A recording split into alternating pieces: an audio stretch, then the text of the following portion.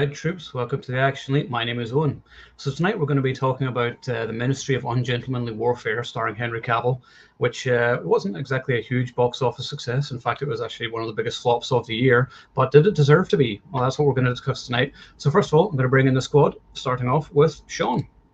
Hey, how are you? So, And next up, Stephen.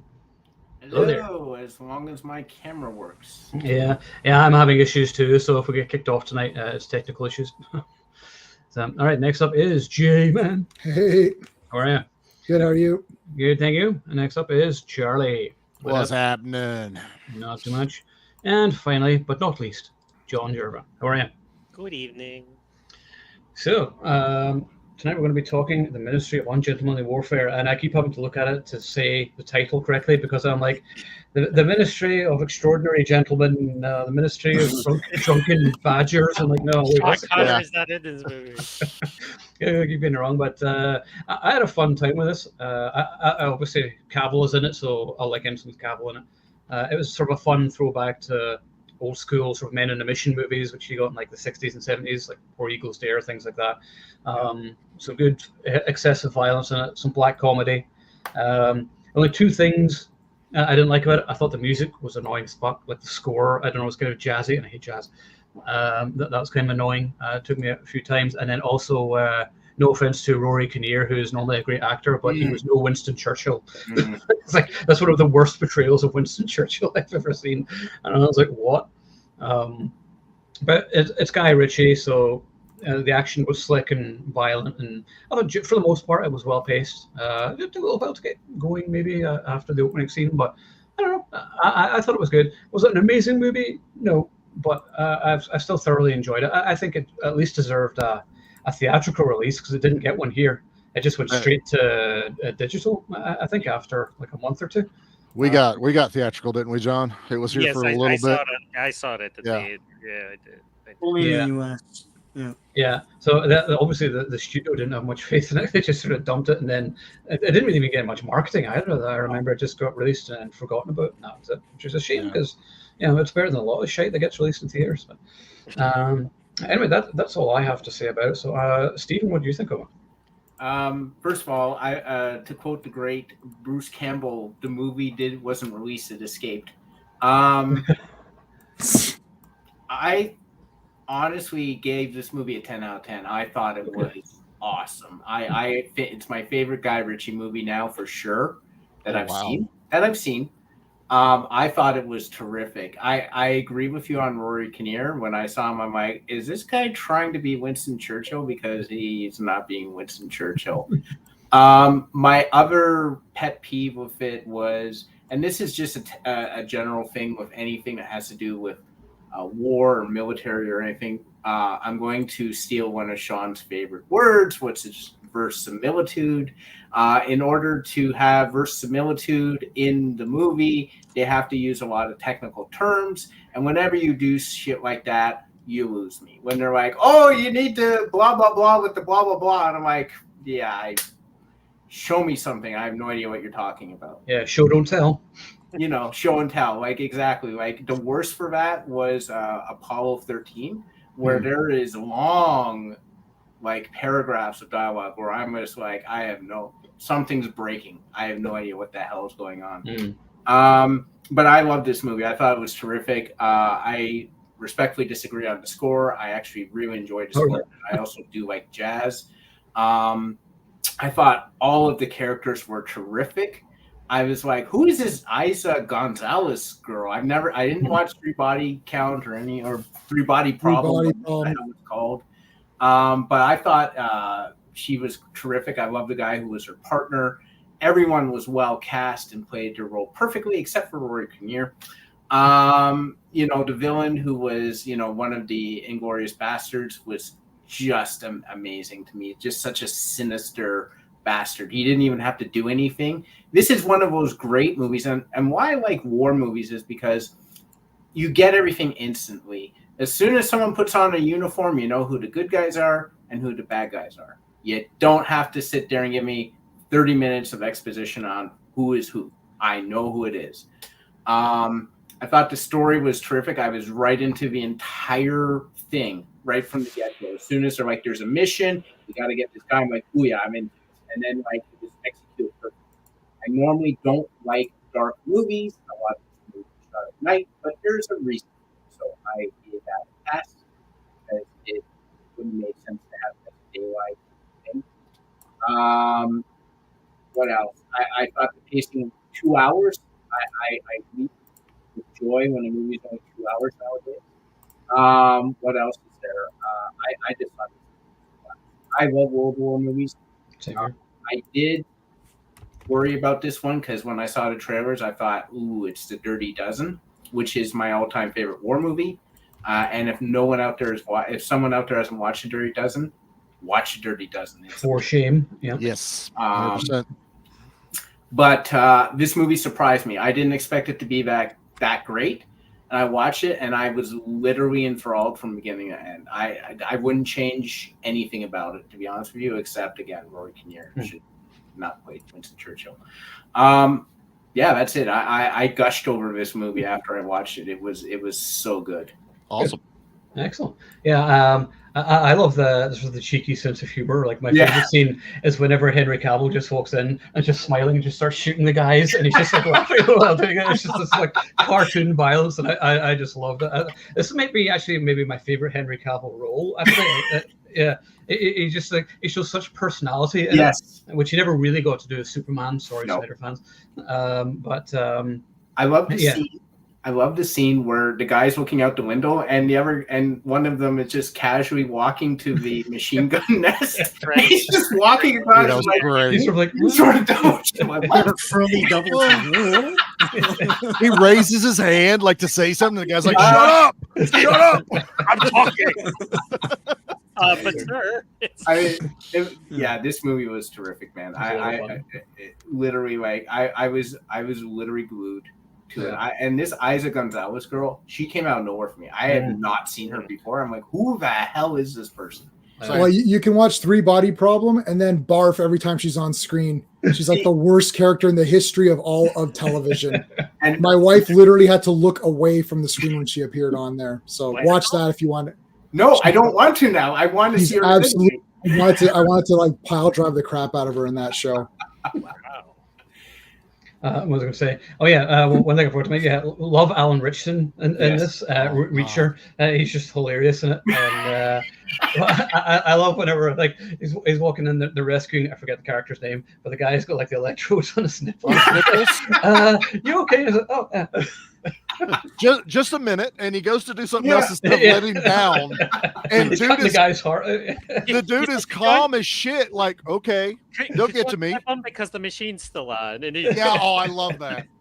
Like they all look at the machine like, shit. This dude's been juiced the entire time we've been here. This entire interlude. Sean, what do you think? This is the best G.I. Joe movie I've ever seen. It's like it's so, and the thing too is it makes me yearn for like a period accurate, novel accurate, James Bond movie series. Yeah. Like just do it in that time, through the early days of the Cold War. Like do it, like get Guy Ritchie to do them. Get Henry Cavill to play Bond. Like what the hell? Yeah.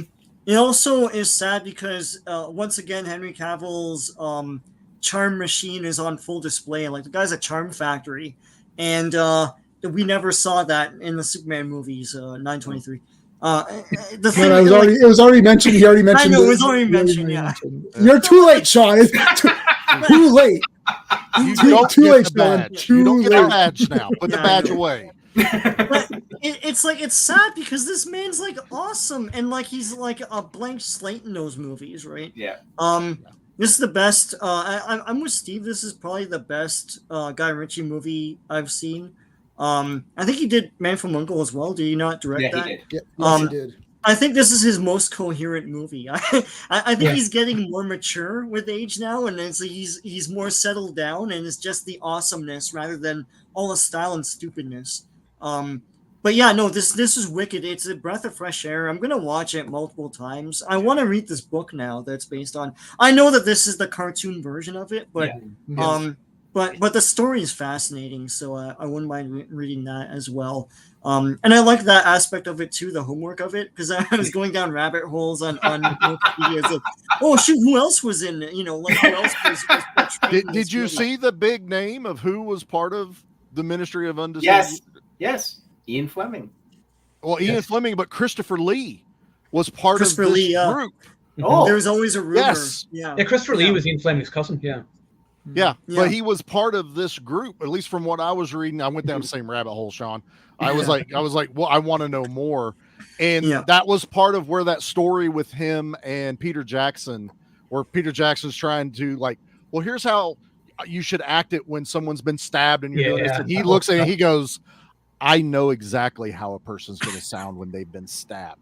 And he didn't expound on that, but Peter Jackson's like, motherfuckers killed somebody. And he was, from what I was reading, he was attached to this like regimen, you know, in some fashion.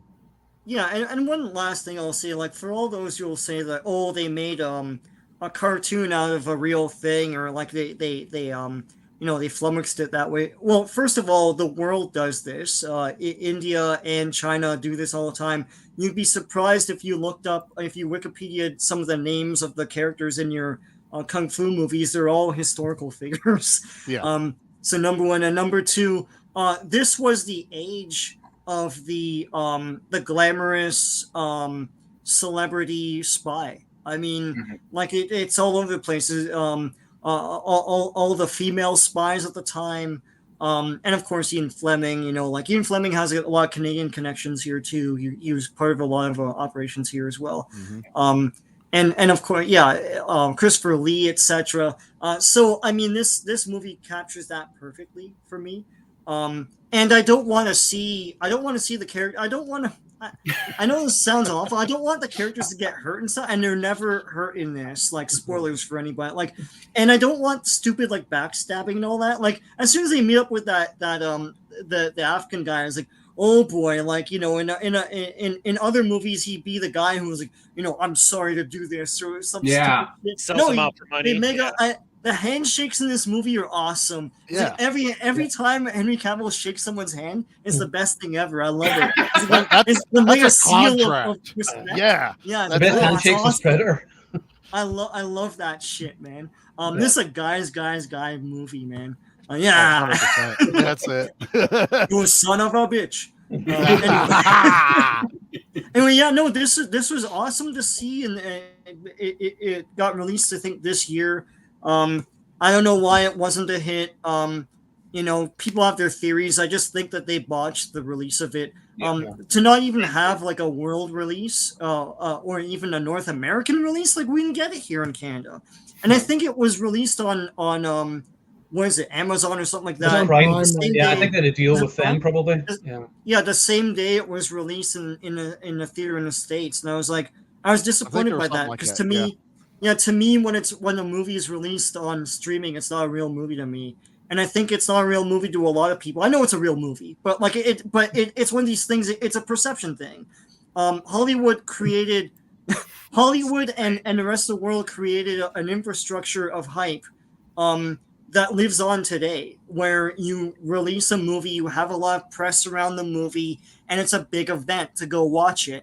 And they botched that. I don't know what they were thinking. This is an awesome movie. People would be hooting and hollering in the theater, and that didn't happen. So hopefully it'll get legs on whatever we call home video today. Well, there is a rather sweet 4K steelbook available on Amazon in the States, which I'll be ordering some money someday. Looks awesome. I know it looks really nice, so I definitely want to add that to the collection. But it almost feels like an audition for Cavill as Bond, though. I mean, there's even the character Ed, and I love the scene whenever he's just like brought out of prison and like he's helping himself to the cigars and taking a drink, you know, and just like that. And then he goes outside and there's the two guards. Oh, what cigar? And he's like, oh, and he goes, and walks away. So it's just it's a fun caper, and it's just this kind of movie I didn't think we would see anymore. So Yeah, thank you, Ritchie, for I that. agree. Yeah. So Jay, what do you think? Well, unfortunately, I liked this movie a lot, so this is going to be somewhat of an undramatic stream. We'll get under an hour. There we go. So it'll definitely be under an hour this time around. No, this was like awesome. Well, first of all, let's bring it down to reality for a second. So Owen's like, we're going to watch this movie. I was like, okay, so let's take a look at what we were working with here. Guy Ritchie, yeah, I know that name, and I started going through. I was like, I don't like any movie this guy's done. In fact, I despise many of them. I'm like, shit. I did like Man from U.N.C.L.E. though, and mostly because Henry Cavill was cool in it. But so what I did was I have Amazon Prime, so I just fast forward. I just hit like a fast forward a couple times, and it was at the part where the German guy comes to the boat, and it's Henry Cavill and Reacher talking or whatever. And I watched that minute. I thought this is pretty funny. And then I came to the realization that the beard and the mustache that Henry Cavill has, I must acquire that immediately. So I told my wife, I said, that's going to be me as soon as it grows in. Yeah. Because best beard and mustache in cinema. I confirmed that just now while we were talking. There you go. So that's confirmed. So I thought, well, this might actually be really good. So I was already thinking I might have to skip this Wednesday stream because I'm not going to. So I watched the one way. I loved it. I don't think I can really find any negatives. I thought of G.I. Joe. I that's why I was like, Sean, you have to watch this immediately. Like, because I know you have Prime. You just watch it now. And Steve was like, because we talked privately, he's like, oh man, I watched. I was like, yeah, we'll it's good. I mean, I could have watched it immediately right after it ended. I could have just rewatched the entire thing. Yeah. I like that there's no betrayals. I'm tired of that crap. Yes. No hit points lost, as Sean pointed out. So I was waiting. Nobody took any damage. I guess the nipple electrocution took the one guy got shot in the shoulder. A little bit. You okay? He goes, it was a hole in your shoulder. You'll be okay. It's like one hit point. It's not like these ones where it's like, the guy's dead. Right. Yeah, it's very minimal damage. Like, I mean, to quote Last Action Hero, that's just like, oh, who cares? Like, get him back into the movie, and it's back. Yeah, it's not even a flesh wound. It's a flesh wound. Yeah, exactly. I mean, Henry Cavill just walking around is awesome. And then it's like, I gotta get that jacket. I like the British. Like the humor of the guys, and like they're just so calm about everything, and like I like Reacher where he's sitting there, he's got the bow and arrow, of course, and then it's like they're all sitting there with the video. I mean, I didn't take any notes because I would just sort of written down everything that Henry Cavill says as my notes, so there's no point in writing notes. But they're looking at the all right, guys, and there's some guys within Reacher's just walking. It's like, I guess we're to go ahead and kill them all. I guess that's what's happening. Reacher's going to Reacher. That's all I said during that whole thing. And then I saw Elsa Gonzalez. I thought, oh no, this is why is this happening to me? And my wife she watched it with me, and she really liked it too, and she despised her in that 3 body problem. And I was watching my wife a little bit. I was like, oh God, because if my wife gets wind of something, the movie's done for her. Like, she'll never get over it. She didn't say anything. Normally she'd be like, do you recognize it? Do we know this person? I was just like, no, don't know who she is at all. I didn't want to, because I would have tanked the movie. Yeah. And the credits ended, and I said, what did you think of this? She's like, that was really cool. I really liked that. Was a really fun movie. I was like, yeah, it was really fun. Did you like the girl in it? Well, she was all right. She's like, yeah, I thought she was okay. I was like, you know who that was? It's like, that was her. Well, she came to the conclusion that she's a good actress, but the writing in that show was, for her, the character was garbage. So anyways, I love this movie. I thought it was friggin' awesome. I told everybody at my meeting today, we have a meeting at 9:30 that I run pretty much for the office. And I always give the updates like Ministry. And one person had watched it. She's like, I watched it. It was awesome. I mean, I don't know. Just them walking around. I like when guys are walking around and it's awesome. And like Reacher was the best. They're nothing. He's like, you dare laugh at me and all that. And the guy's like, what is happening? Like, we're just gonna kill you immediately. And then he kills them all right in the beginning, the opening scene. When the guy's missing he's like, you planted a bomb, right? Is that gonna go off? Or he's like, yeah, it's going off. He's like, poster to the boat. He's like, oh, that was pretty close. No, it's coming. all that stuff was great. I looked up the book. They changed the name of the book to coincide with the movie's name, so be careful of what book you're buying. It's the same book. Okay. It's Churchill's Secret Warriors is the real title, and they changed the title to this. It's the same cover and they just changed the font, or they just changed they kept the same font. They just changed the title. Yeah, and I hate that, man.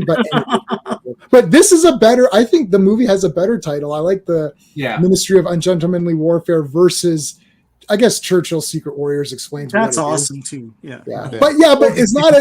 I like ungentlemanly because then it makes you think of that they are gentlemen, but they're behaving ungentlemanly. It's a very British phrase. And yes, this works so well. Yeah, I agree with you. Ungentlemanly warfare. His accent was beautiful. It was the best. And he barely even talks in this movie, which so it's like I didn't even care about his accent. Yeah, I thought he's waving a dead Nazi's hand like he's waving at the other ship. It's just fucking hilarious. They're like, yeah, I don't think their bodies. I don't think it's working. That's how he goes. The captain looks very distraught. It's like I don't think this is. Fucking howitzer shoots right by their head, like they're going to get closer. Yeah, you know why this movie? I know why. I mean, I know why this movie they thought wasn't going to go anywhere because it was a real action movie. They got scared. They're like, hey, this reminds me of awesome guys teaming up together to take down a bad guy in an awesome way with cool action, and you can understand the storyline, and it's not pretentious garbage. Oh, we better not let that go into theaters. Yeah, it's like the only reason Deadpool and Wolverine is in theaters is just because the mass hype train of those two stars. Otherwise, they keep that out too. Anything that's remote. As soon as I 10 minutes in, I was like, oh yeah, this is going to be. I knew immediately this will be awesome because I could see what he was doing. It's like, yes, it's awesome characters. They don't really get damaged. They're good at whatever they do. They're just amazing at everything that they're doing. Yeah. And they just give them a mission. You can make 100 million of these. Yeah. I would watch the trilogy easy. Yeah. Easy. Easy. I don't know if I say 10 out of 10, but I might say 10 out of 10 because I don't really know I don't know where it would get knocked. Yeah, I mean, only flaws I had were minuscule, and that's just me nitpicking. Yeah, I thought the music was okay. I do also like jazz. I was trying to think, I'm going through my space system. I can't really, 2 hours is perfect timing. I was tired though, admittedly, when I watched it. When I'm tired, music can annoy me. So I mean, I can't think of. I really can't think of it. I guess we can say the story, but the story is the story. It's you can't what were you. Yeah, what are you supposed to do? Also because has that reality-based thing. It's the mission. I like that the mission wasn't to stop Hitler or something stupid. Mm-hmm. It was realistically low-key but important enough to matter. That to me makes it a 2 out of 2 for the story because they didn't sensationalize it and be like, oh, then they got to take this thing down, and then there's overcomplicate it. Yeah, they didn't overcomplicate. It's take this thing down. It's okay, they got the supply ships, and they tell you, they say it's I don't know, X 10,000 gallons, whatever missiles. They go through the gas, everything. It's this thing will power these ships. It's oh shit, yeah, we got to take this thing, and they steal it. That's so cool. I love that. But I love that flip. But it was genius because no one thinks about taking out the supplies. Yes, I agree. I gotta sink the big ship. Or I gotta sink the fleet. No one sits there and thinks, hey, if I take out the supplies, I cripple the entire thing. Right. So so that's what I'm saying. The story, I can't knock it because that is the story. That is what it's. I don't know. 10 out of 10. That's insane. That is a military. Yeah, that is a military goal. And the thing I would like to read the book because I didn't understand why there was such resistance against it. Why was it a secret plot in the first place? Why was everyone super tense in England? There must be something. It was gonna escalate it, and they didn't. They're being bombed at this point. And then they even say in the movie that Hitler's breaking the rules. You're not supposed to go after. Yes. Supply chains, not so much munitions, but the food, the people. Yeah. They flat out say that, and they were blowing up boats that were taking refugees away from war-torn areas. So that's where the ungentlemanly part come from. Was it's we have to fight on their terms, and it's going to be ungentlemanly. It's the same as when we quit fighting in rows and taking bullet volleys. When we finally went, hey, we can hide behind shit, guys. We don't have to stand in a fucking field and see who's left at the end. Yeah. It just seems, I'm not in the moment in World War II, so it just seemed to me weird that they're already being carpet bombed. Like London gets Yeah. carpet bombed a second time in the movie, and it's like, guys, why don't you just look the other way? Anyway. No, you're right, Sean. But here's the thing that is basically England's dirty little secret is that there was members of the royal family in that who agreed with Hitler, who actually agreed with him, and actually did not want Churchill that put England in the war. They didn't want that. They were sort of like, leave it alone, because Hitler was a juggernaut. Like Germany was a military juggernaut, and at that time, you also had Russia. Russia broke off. Right? Like, later. They broke off later. Right. Not long after America got involved, which I love that they throw that in at the end of this, is now that you've hit the supply chain to the U-boats, America's now like, okay, we're not going to get obliterated. We didn't really have the greatest Navy at that point. We had a good Navy, but we didn't bolster that till after the bomb.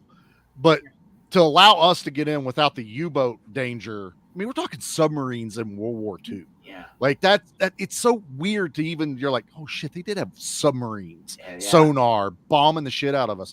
And then that allowed America to get involved and turn the tide. You know, not that America won everything for everybody. It was just that just kind of changed the trajectory for Hitler. And this hurt him in a way of, we fucking stole a boat. Yeah. And now we got America in the fucking war. Well, and the coolest part is that's what happened. Like, it's like, this is sensationalized. Yeah. But this really happened. And I think I hate when people are like, oh, this isn't how it happened. Motherfuckers, if we told you how it actually happened, you wouldn't be able to sleep at night. Yeah. Human beings are evil fucking people. And a lot of nasty shit happened that you don't need to see on the big screen. Yeah. Like, just let it be sensationalized and let us have fun with Henry Cavill laughing the entire goddamn movie while wearing a Nazi fucking jacket and a hat the entire time. It just worked. I got to get one of those coats. It's so good. And he looks at it and he's like, he's got the hat on too. I wasn't expecting the hat. Like, I was like, okay, he's going to have the coat on, maybe rip the badges off. That motherfucker wore the hat, all the metal stayed on, and he used it. Like, he would like wave at some of the Nazis before they'd realize who he was, and then they'd shoot him. I was like, he's doing brilliant. And then shoot them. Yeah.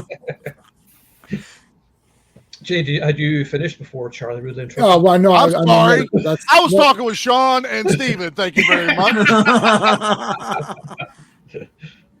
You good? Oh yeah, I'm done. Yeah, all right. Sorry, okay. Right, well, Charlie's last now, so John. It's fine. Okay. I'll just drink my pink drink. You do that. Seriously, John. Oh, hi. No, I was thinking, is he going to be last? I put up my review, and I gave it a 4 out of 5. I'm like, why did I only give it a 4 out of 5? Because I watched it again yesterday, and I'm like, I really fucking love this movie. I went to see it in the theater, and you know it's good in the first 5 minutes. You know you're gonna love this movie. Yeah. Guy Ritchie doesn't follow normal storytelling, so he puts that scene right at the beginning because you don't know what's going on right now, and it's like, but it doesn't matter. And then it's like, the German comes up and they come up. He's such a freaking asshole because he thinks he's so in control and everything, but he's not. Because like he tells Henry Cavill, he's like, "Put your hands up." He's like, and then they're joking back and forth. He's like, "Come on board, all are welcome." And then he's got his hands up. He's like, "Oh, you in trouble now?" They're laughing at each other. They're like totally making fun of him and stuff like that. And the best part is, you're gonna like this action movie when he slits his throat and then they freeze it and put the title in big letters right on the fucking screen. You're like, this is awesome.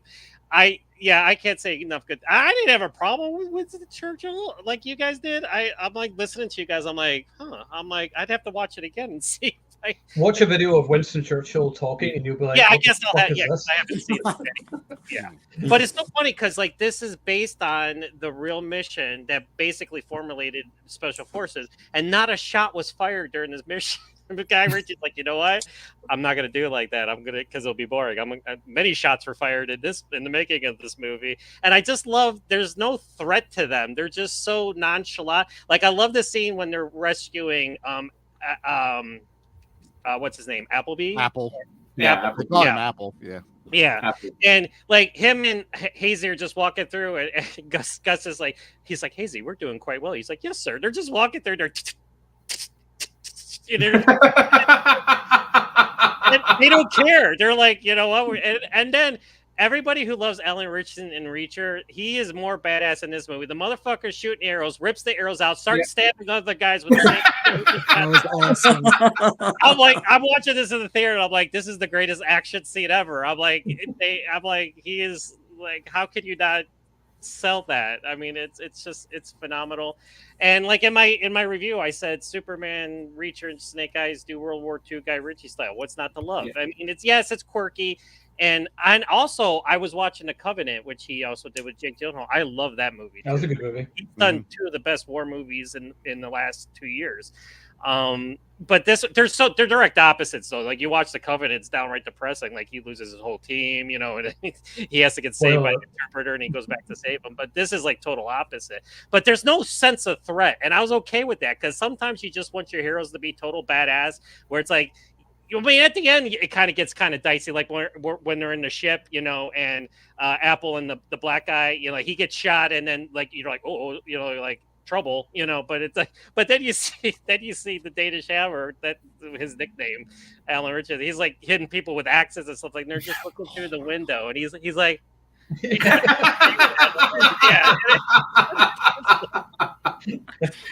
I mean, it's just. Like I said, it was, and then like the Germans telling the joke, and him, Henry Cavill, and I forget the actor who plays Hazy, there, and he just starts laughing along with them, and they just turn around. He's like, ah, ah, ah, and they're just like, what the hell's going on right now? And they just start shooting him. And I mean, and Aiza Gonzalez, I love too. I thought her, and again, I don't know the actor's name that she was with most of the movie. What was his name? Does anybody remember? I don't remember. I got it pulled up. Yeah, like, I've only seen it twice. So. I'm gonna fuck it up. It's Babs Alusan Mokun. Okay. Yeah. That's why I probably fucked it up. No offense to them. But I like them. Till Schweiger, I mean, it's hard to believe. Action fans should know that he was an action star in the 90s. Like, he did a lot of action movies in the 90s and stuff like that. But he's a total slime ball in this movie. It's kind of the new Jürgen Prochnow in this. Yeah, yes. I thought of that too. Yeah. And he's a total. And I love how she gets him at the end. Like, he's so smug. Yeah, and she just, you know, she lifts up her dress, right? He's like looking at her legs, you know, and it's like, and I'm like, she's got a gun, dick shit, you know. And then of course, what she do? She shoots him in the head. That was the best scene ever. But yeah, I should have gave this a 5 out of 5. I like I said, I love, like, the same thing what you guys just said. I'm like, this is like the G.I. Joe movie we should get. I mean, there's only 5 of them, so you can't even call it the dirty half dozen. It's the dirty But and then again, it's ungentlemanly warfare. It's like, but there's how they talk with each other. Like at the beginning, Henry Golding he gets on the boat, and he's like, Frederick, did you set the charge? He's like, yes, sir. He's like, it was a rather big ship, so it required a rather big charge. And then they're shooting at him, and he's like, Freddie, he's like, it should be coming soon, sir. And he's like, and this big huge explosion. He's like, and then, thank you, God bless you. And he's like, well done, Frederick. He's like, thank you, sir. He's like, mind telling us why we're all here? I mean, it's just like they're all just like how they talk to matter of fact, the way they talk. Yeah, they're just so matter of fact about it, and it's like there's no sense of threat. And like I said, Alan Ritchson, like, I mean, the movie could have sucked, but him shooting arrows and then ripping them out and stabbing them with, you know, that would have sold it. I'm like, I give this movie a 5 out of 5, even though I hate the plot and everything. It's like. But yeah, I can't say enough good things about this movie. I don't know why I haven't seen it more than twice. I'm like, because I bought it on 4K, and I'm like, I should break this out a lot more than I have. So, yes, I enjoyed it. There you go. Okay. Before we go to Charlie, Charlie, it says, is it 8:36? Yes. Yes. It says we've been live for 28 minutes because you know my laptop was fucked. And because I don't know if anybody's come in watching this, it might have not recorded the first few minutes. No, it did. So I also have the same admin rights as you do, Owen, and it says 34 minutes and 37. That's what mine says. That's what mine says too. Yeah, we all got a little live. It is just this laptop then, because like it was smelling with burning and everything earlier. So I was like, never buy anything by Lenovo because they suck. I have a Lenovo. I've had this laptop 2 years. 2 years, that's fucked already. Anyway, Those gerbils. Message. that was so perfect. Never buy anything from I them. like it. Lenovo. All right, now that we save the best for last. Oh, is that what I get? I get to be best for last.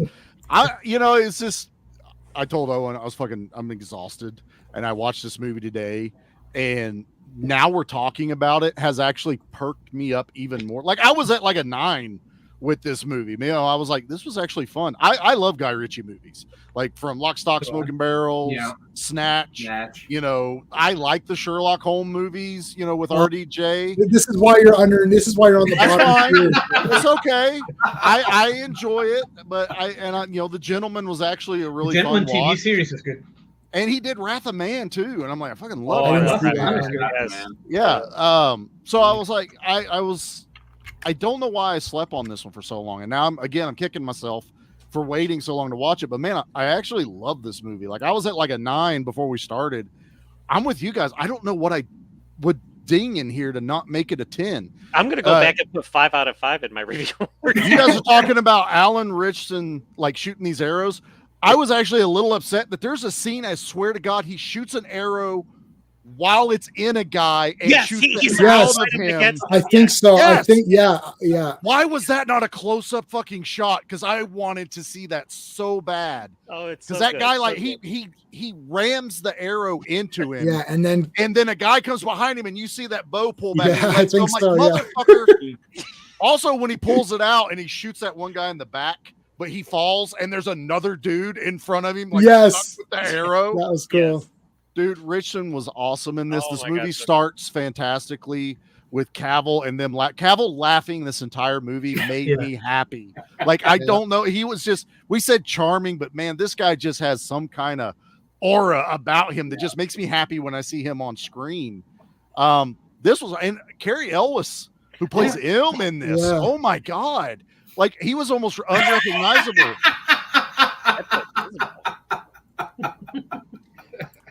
What's wrong with that? How do you think I deal with J-Man on a weekly basis?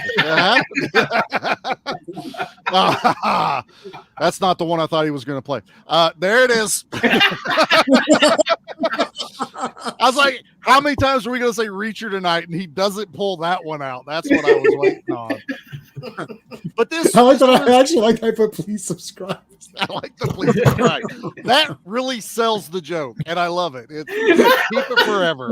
Like no one's subscribing when they learn that. That's the point. They're like, oh, I'm not subscribing. All right, change it. That's fine. That's fine. No, it's just something about the camaraderie, about the group. Cavill and Reacher could overpower most people, but I love the other two guys that are running around with them. You feel like he calls him the Frog Man when he pops up out of there planting that charge and stuff. Churchill, I didn't really pay much attention to it. I think he's the most Churchill at the end, giving the speech while they're all like handcuffed. That's about the only time I feel like he's being Winston Churchill. Other than that, he's a bald guy giving orders floating around here. But it's not, I don't want to say Looney Tunes, but I think you guys said it's like a cartoonized battle in World War II. And I was here for it. And dude, whenever they were like, I like the whole secondary plot with the girl and the other guy. They're on the train with the Nazis. Yes. That was cool. I think my biggest thing I was struggling with, and I don't want to say it was a struggle, but I was trying really hard not to keep going. It's kind of like Inglourious Bastards. This is kind of like Inglourious Bastards. Yeah. Especially, right. And then they bring up the Nazi killer, and now he's a Nazi in this. I was like, oh man, I don't know how I feel about it, but he does a really good job. I also like the fact that he's dressed as Caesar and he's watching his empire burn at the end of the movie. I was like, wow, that's some subtlety like mixed right into it. No bad acting period from anyone in this movie. Fine, the Churchill. British, that's why. I mean, there are no bad British actors. Not really, no. I mean, I did enjoy it. I liked I was with everybody else. As soon as they got the guys from the island with the prince, I was like, damn it, they're gonna stab him in the back. they even took bets, like who's going to get the worst end of this deal, us or them. Yeah. And I was like, God damn it, they're going to turn on them. They're going to pull an Indiana Jones and they're going to get turned on. And no, they kept going. They fought honorably. They towed the boat out of there. There's nothing I can complain about. The gunfights were fucking amazing. You guys already talked. And that was one thing, Steven, I think you were saying like everything's like dark.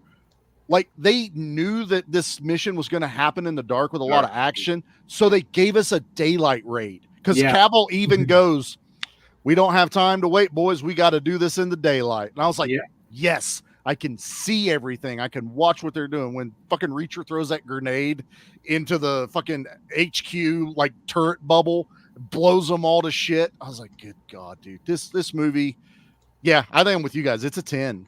Like I really enjoyed it. I want to watch it again and really like I was sitting in my office watching it on the small TV, but I want to watch it on my big one in my recliner, just taking it all in. And I don't think there's anything I'm like, fuck, come on, hurry up, get past this. Like I liked every storyline. The plot pacing was damn near perfect.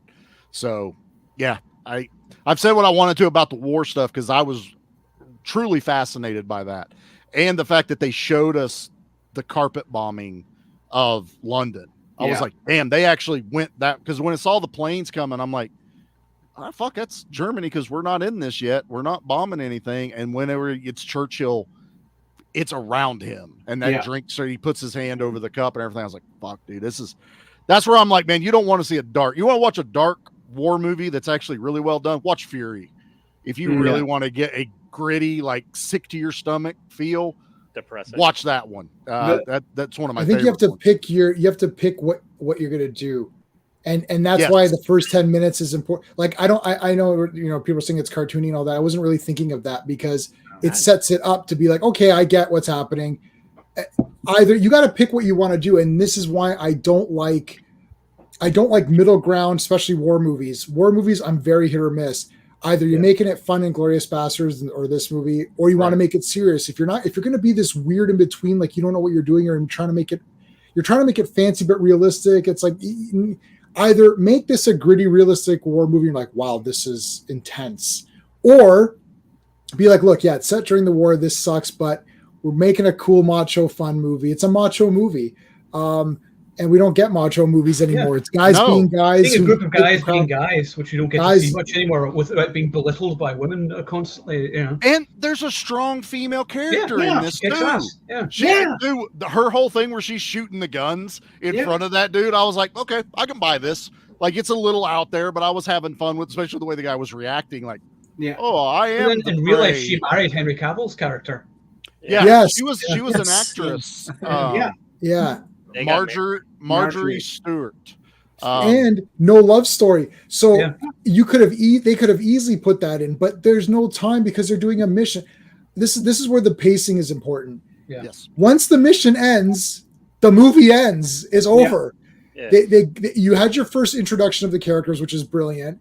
Then Churchill, which I didn't really notice if he was bad or good. He's just talking. Like I'm not really thinking about him as you guys. That bothers me because I know, greatest leader of all time. No, I agree, and I agree. If you are thinking, I would have to rewatch it again with that in mind.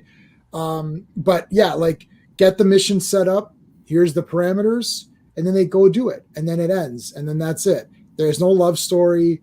Which there easily could have been, but they're separated most of the movie anyways. Right. You get that one moment where he's waiting for them to rendezvous with them, and he goes, and she will be, I think it's like take care of herself, or she will be who she is. Right. And then he's relieved when she shows up. That's it. That's all I fucking needed.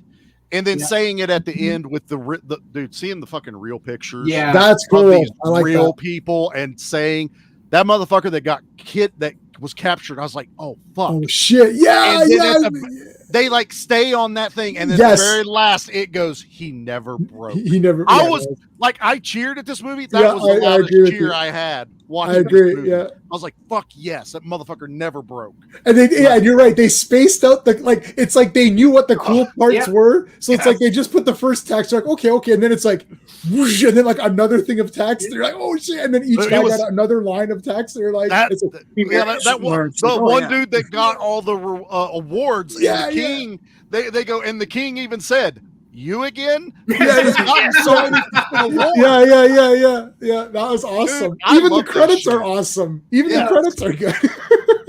Absolutely. Absolutely. No, and all the artwork as well. Like the posters you did there. Like if I can get that like a little display, I'll put that over there. Yes. That's key art. Like nowadays you get that Photoshop shit. Floating heads. It's not all their faces or some dumb shit. This was like a real fucking guns. It's beautiful. It's just I want it on my wall too. Oh my god, it's so sensational. Motherfucking incorporate.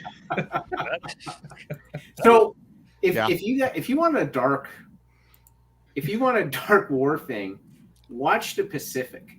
That miniseries, that is hardcore. There's a scene in there, I'll never forget it. A soldier's head has basically been shorn off like here. So he's got half his skull and it's rained. So there's rainwater in his skull, right? Yeah. Rami Malek is sitting there tossing coins into this guy's half destroyed skull. He's making a game of it. Mm-hmm. And like the kid who was the guy who was the kid in Jurassic Park is now an adult in that thing. He's just watching like this guy's insane. Like it shows you the utter brutality and the insanity. And as much as the battle of Europe was sensationalized, the battle in the Pacific was horrific. It was insane. I got to we went to Cleveland and they had a museum, but it was a real submarine. It was the USS Cod. Mm. And me and my buddy just stopped there randomly one night, and we're just like, let's check it out. And there was like all these people around, like getting ready for a ceremony. We go down, we get to talk to the guy that owned it. He was telling us a few stories. He's like, sorry guys, I'm busy. We're standing on the bridge because we're kids in a candy store. I'm in a fucking submarine that fought in World War II, that fought in the Pacific stuff. And there's this couple, this younger couple, walked by us real fast. And this old man come walking. And what we figured was they were getting away from him. Like he was just talking their ear off. He sees me and my buddy and he's like, hey, you guys got any questions? I'd be happy to tell you about it. And you're like, oh yeah, really? I was like, you work on this or anything? He goes, I served on it. And I'm like, I want to hear everything. Amazing. I said, we were on that submarine for 2 hours. Wow. His daughter was there. She come over, like she was off the ship. She came back on and she goes, Dad, you got to leave people alone. And we were like, no, we have your dad down here. We are finding out stories. Like he told us it turned into a hunter killer. They took one engine out so it was faster and more agile. And he wasn't in World War II, but he was like in the Korean and like just after the Vietnam War. This shit is fascinating. And what sucks is people are going to forget about this. Yeah. Like I watch like the old war footages and shit like that. That's why I'm saying, if you really knew what these men were fucking men, you wouldn't be able to comprehend it. Yeah. Like you would give you nightmares what these guys had to come home with if they came home. And there's just some things. And this movie, while it's fun and I enjoyed the hell out of it, there's still a part of me like at that ending where I'm like, these were real motherfuckers. These were real people doing the job and defeated the evil basically in real life. And we'll probably never experience anything like that in our lifetime. Hopefully not. And hopefully not. Not saying I'm wishing we would. It's just hopefully we never have to experience something like that again. Hey, Brennan. All right. So think about this for a second. Hold on. So a movie. So you are someone who was a soldier. You fought for your country, and you died. Whatever. Now it's been whatever years it's been, and they're going to make some movies. How do you want it to be represented? Do you want it to be more like this? Like, do you think that these real men and the woman would be happy to be like, you know what? I want to be like shown as like this cool guy who's badass and did all this cool shit. Or do you think they want it to be, I don't know. I almost feel like they would want this over. Like they've seen so much horror anyways. I don't want to see a movie about seeing more horror. I'd rather see a movie, like being like, we friggin', like Rambo or something. I think and he's Cramerton over here. He does the gunner's mate stuff and stuff like that. But that made me remember in Battleship, we were talking about that last week. Mhm. All those crew member that are on, I think it's the Indianapolis or whatever it was, were ones that served on that ship in real life. Like they Right. got to be in the movie, and so you're like, they were having a ball. Like they were almost like reliving like kids again. Like, oh shit, yeah, this is what we do. Here's how we do it. But I agree with you, Jay, man. I think they would probably want to see the stylized version of it because it wasn't exciting. It was, you didn't know whether you were going to come back from the mission. We all want to be played by Glenn Powell in a I want to cowboy be played by hat. Scarlett Johansson. Oh, Jesus. you want to be played with Scarlett Johansson, or you want to? Either works. Yeah, played with. Definitely played with. There you go. But no, these type of war movies, like I said, if you watch like Fury, I got to be in a mood to watch Fury. It's not one I watch for. It was a enjoyment. one-time watch for me. That one, whenever they're like grim and depressing, I'm not really in the mood to watch them that often. I will. Movie, I watched. Remember Hamburger Hill? Yeah. Mhm. Yeah, I was so disappointed at the lack of hamburgers in that movie. But apart from that, it was really good. No, the whole hill was going to transform into a hamburger. That's what it was. But it never did. I was so disappointed. This lack of hamburgers upsets me greatly. I would say one of the interesting things. Yeah, to Bang Bang Club. Sorry, who was talking? Yeah, sorry. I was going to say, like, generally in these type of movies, if someone from the good guy side doesn't get killed, I sort of call BS because I always want to see the war element. Yeah. But I can tell you when Heron, I'm going to say his movie name because I can't say his real name, Heron, walks into that area and he's planting the bomb and the 3 soldiers came up behind him. I was like, oh shit, no. Do not kill this guy. I want this guy to survive. This is one of the few war movies where I wanted everyone to survive. Yeah, I loved all of them. Yeah. Yeah. When Hazy got shot, I was pissed. Yeah. I was like, damn, one's going to die. And they didn't, but I was upset when he got hit. Yeah. I'm glad that guy didn't. I was like, you know what? I like that they don't die. And I was a bit more comforted thinking that they weren't going to. I kind of had a feel for this movie right away. As I said, like, first 10 minutes, I'm usually good with the whole movie. I can usually tell you how I'm going to feel throughout the whole thing. And it's like right away, I was like, oh, this, and I didn't even see the beginning. It was the beginning. I just chaptered out, like, I just moved them, hit the button a couple of times just to see. And I was like, oh, this looks really fun. I was like, this will be cool. I just had a feeling that this is going to be cool. And I was like, you know what? I didn't think anyone was going to get betrayed out.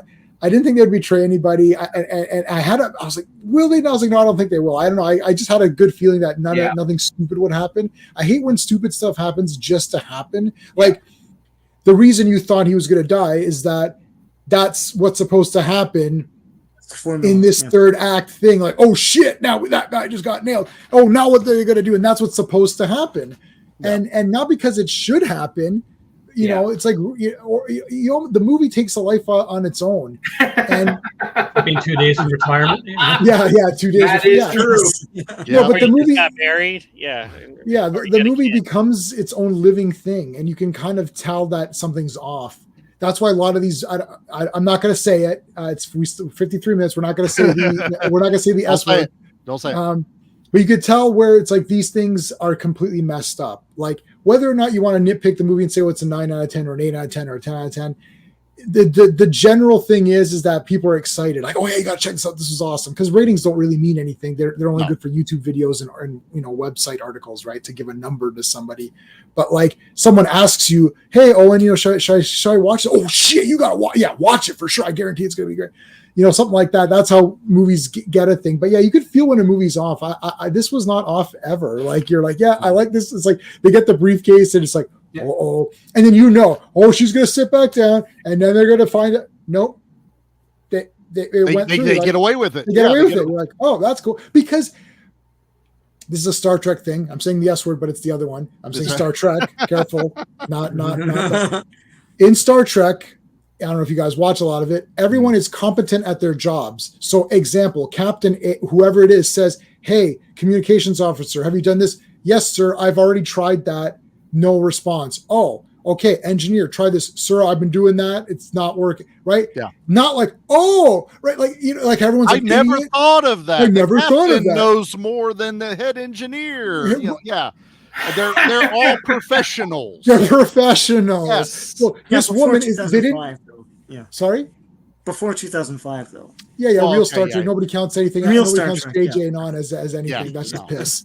So, anyways, but yeah, everyone here, it's like they got a team assembled, and he says, "Who's the best? I need this guy. I need this guy. I need this guy." Right, and they are the best. And they did it quickly they are the as best. well. It didn't take ages to get the team together. Yeah, like, here's the team. Boom, let's go. Yeah, that was one of the negatives I did have, is that there wasn't 3 movies per character before this movie, so I could understand who the characters were. I need his origin, man. I need to know where it comes.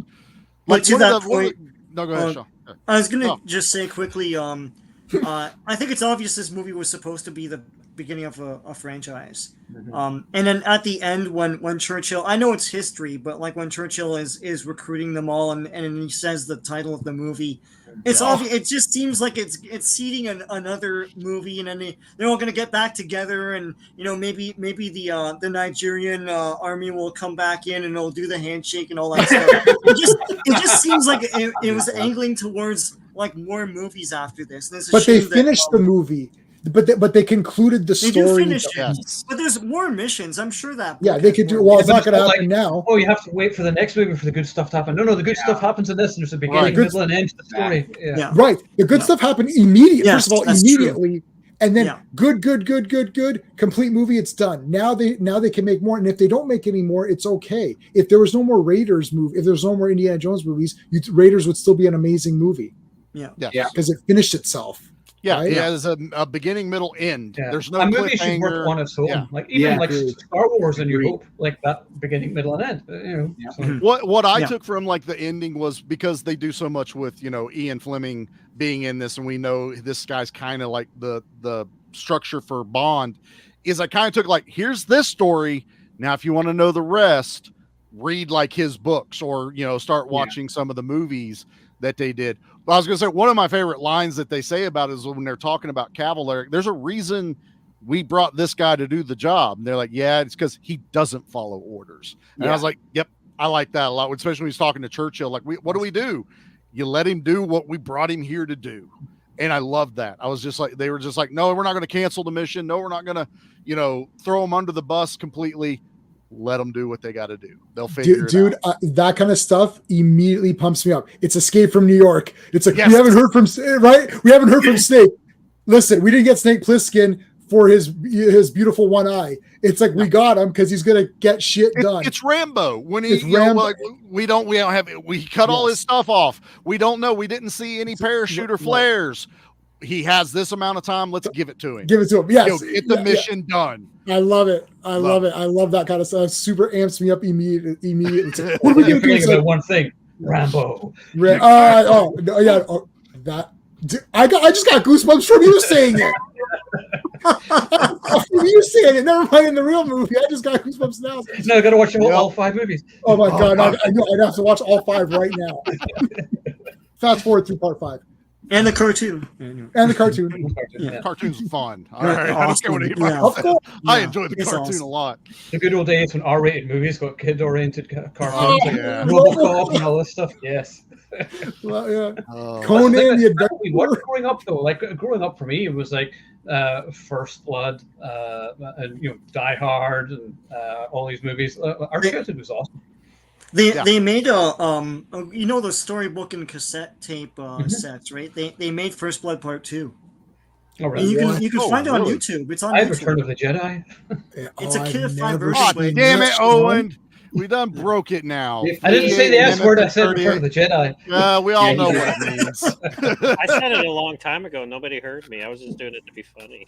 Oh, I didn't hear it. Go back and watch it. Was it in a negative way? Because I think it was when you were talking about something, and I did it just to be funny. I was like, Star Wars. Oh, damn it.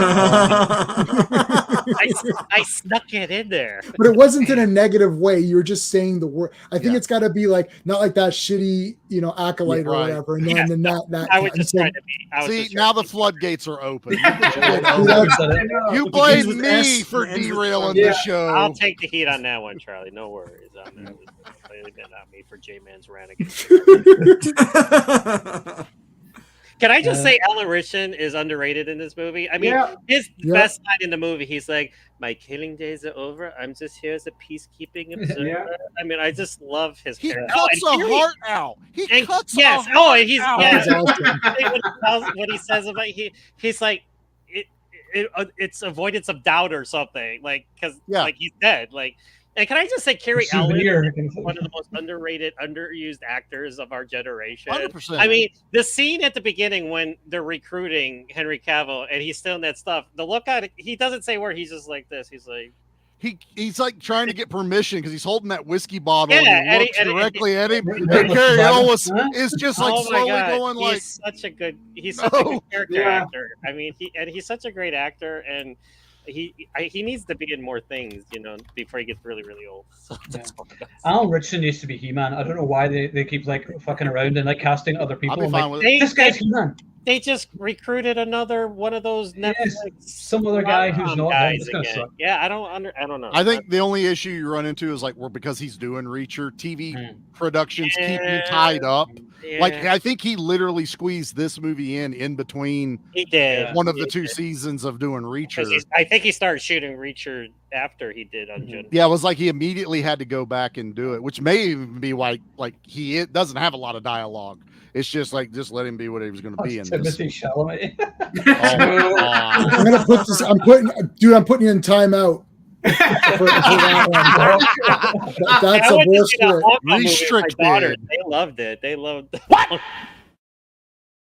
What the fuck? Talk about me cussing. What the fuck? Fuck you.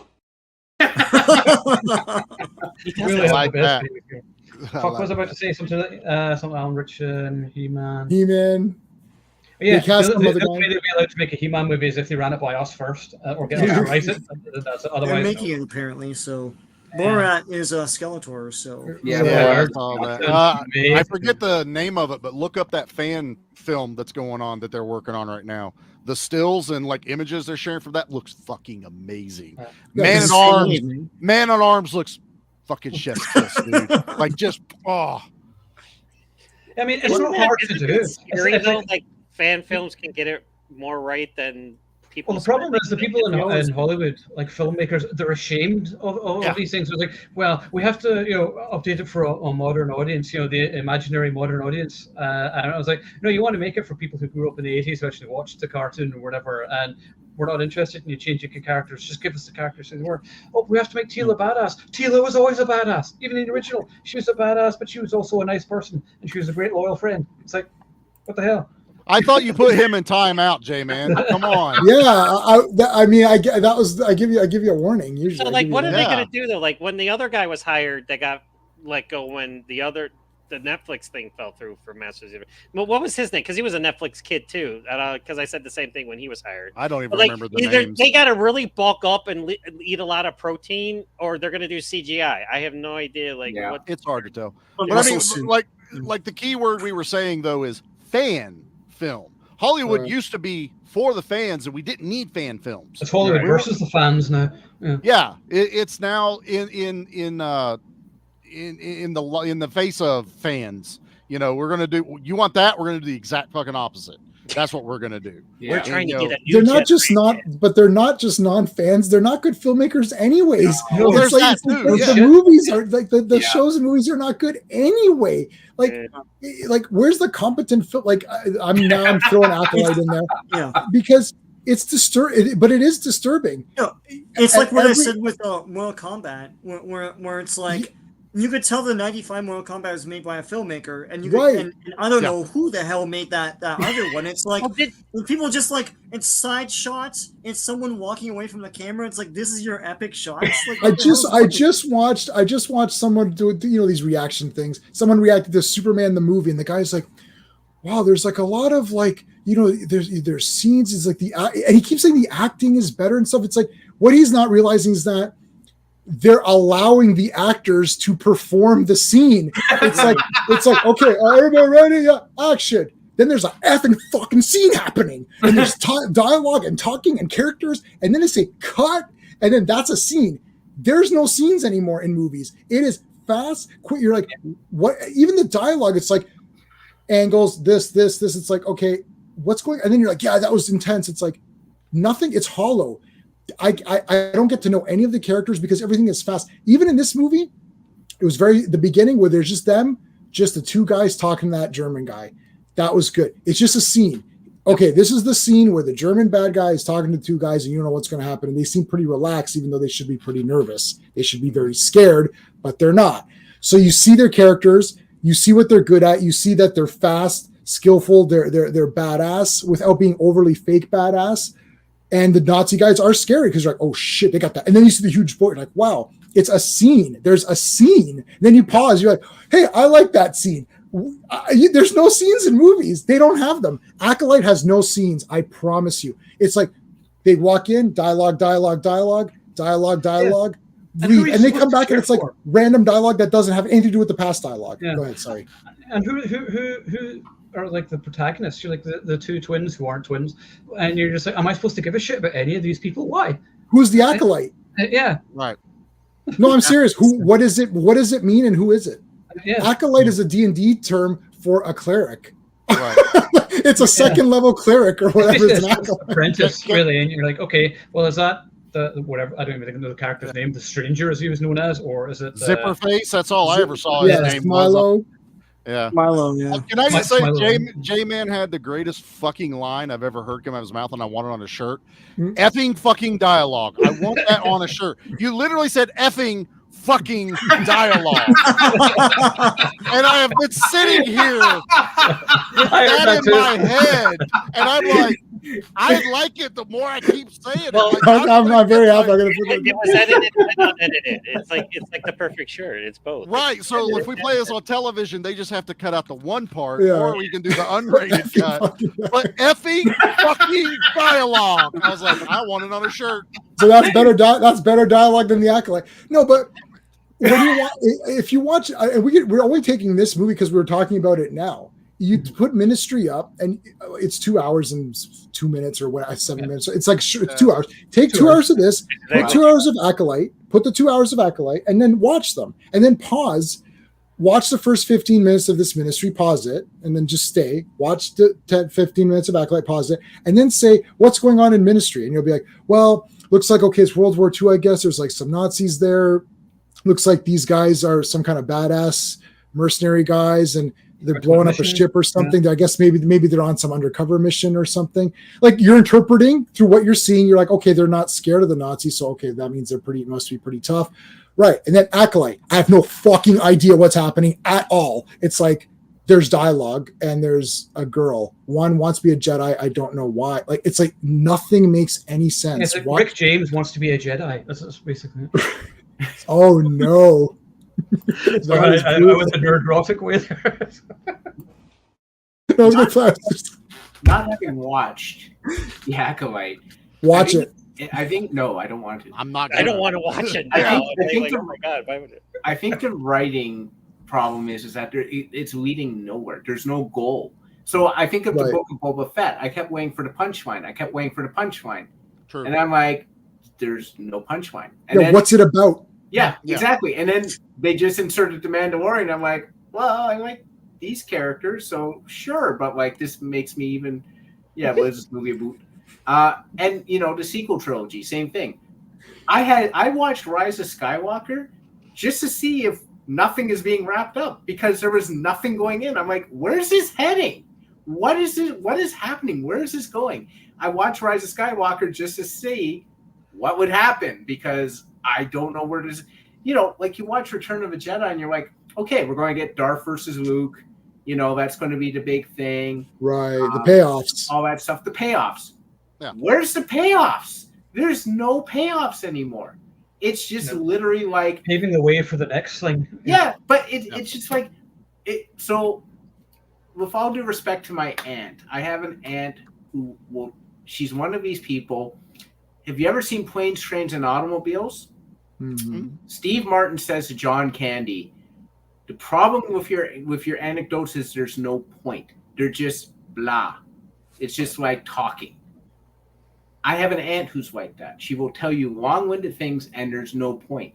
And I think she's now a Hollywood writer because that's what the hell we get, is just a lot of blah. And I'm like, what the fuck is the point of this? Where are we heading with this? Well, in her stories, though, does she randomly change tense and change characters who were one thing 1 second ago in the story and then another thing? Because it's not even just that.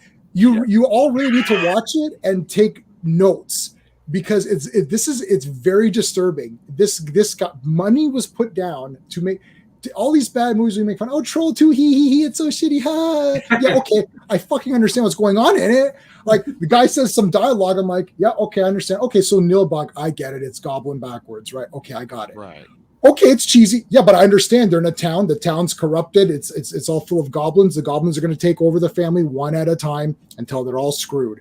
At no point in time are you like, wait, I thought this kid was a villain. He's a good guy now, or is he a villain? And then it's like, oh, look, there's a twin.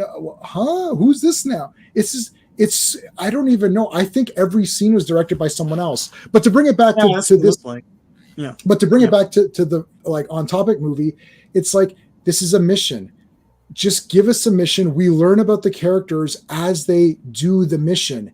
Yep. The fact, okay, so the guy's got the things strapped to his nipples and he's sitting there and it's almost like he's so polite about it, but it's like, if you wouldn't be so minded to shut the machine off. It's like he doesn't want to like interrupt or impose on the fellow who's rude. Yeah, I don't want to be rude. So and it makes it fun because you're like, oh my god, this guy's and you're like, immediately you've only seen that guy in that scene and you heard about what he could do based on what Cavill is saying. So you see him in that scene, you're like, oh my god, this guy's awesome, because he's literally there taking the pain in order to not be rude.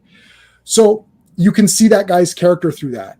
You see. I don't know the actors' names or the characters' names. I'll just say Reacher. Like, you see who Reacher is through his actions and how he behaves. Henry Cavill. It's like, oh, I want a jacket. It's like that kind. It's like this kind of playful attitude. You learn through the mission. You don't need. And same with Indiana Jones. You learn who Indiana Jones is through his actions. Like this extending these movies to make it longer, and now there's now a 47-hour Rebel Moon Part 1 or something. I watched 15 minutes of it and turned it off, and I was like, oh fuck this, I'm not wasting any more time watching this. Because you know it's not going to go anywhere. Yeah. And it's one of these things where it's like, oh, there's this allegory, or there's this. Yeah. What? Okay, first of all, that's a lie, because tell me it. Tell me the thing.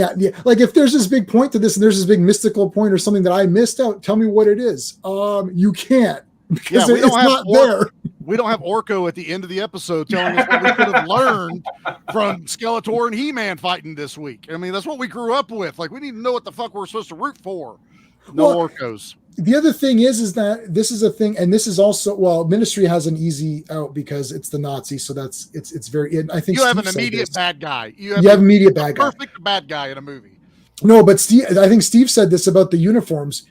That's a bonus on war movies. You immediately know, okay, we're on this guy's team or whatever. We're against these guys. But the way it works in fantasy is that ugly things are going to be bad, and it's not objectively ugly or beauty's in the eye of the beholder. If you have a normal looking hand, like you just have a picture of someone's hand, and then you have a hand that's been burnt, let's say, and no one's ever seen hands before, like a baby or something who can't comprehend, it knows instinctually that this is off. Like, this is not proper. Like, if moldy bread, if you have a good piece of bread, nice piece of nice white bread and a blue moldy bread or whatever, you can tell it's like, oh, this looks wrong. You know what I'm saying? It's not in the beauty's in the eye. Oh, I don't mind if it's weird. Like, it's wrong. So that's why the ugly things are bad. I didn't make this up. It's like Skeletor's a skeleton. He's a dead skeleton, evil guy. Beastman's a big monster. Trapjaw looks weird. Yeah. They're the bad guys. He-Man's a big pumped up buff guy. Tila's a big hot redhead. It's like, right? It's like, okay, the king, it's like, we understand who they all are. So, yeah, exactly. Oh, the read along, First Blood Part 2 read along. Thanks, Sean. That's awesome. I'll keep that for my kids if ever happen. Now, sweetie, Daddy's going to tell you a story. Gather around the fire. Did you see someone posted a picture of Mork and Mindy and said, "I'm going to tell my kids this is Mandalorian." Down with that. We got in season 3. I like Mork and Mindy, but Mandalorian was pretty cool. I don't think you. Yeah, That's funny. Oh, that's a cheese show. My favorite episode of Boba Fett is when that Wookiee breaks into his house and he's in the bath and he has to get out of the bath. This is and he's walking around naked with like a towel. The towel stays What's on. going on here? Yeah. It's the stupidest thing. This is Star Wars. He's falling right off the rails with this one, man. Well, And then I you got threw the speeder bike things, which are the slowest chase Oh my ever. God. Going over things, yeah. I finally clipped this for you guys. I don't know, Sheldon. Are you Star Wars?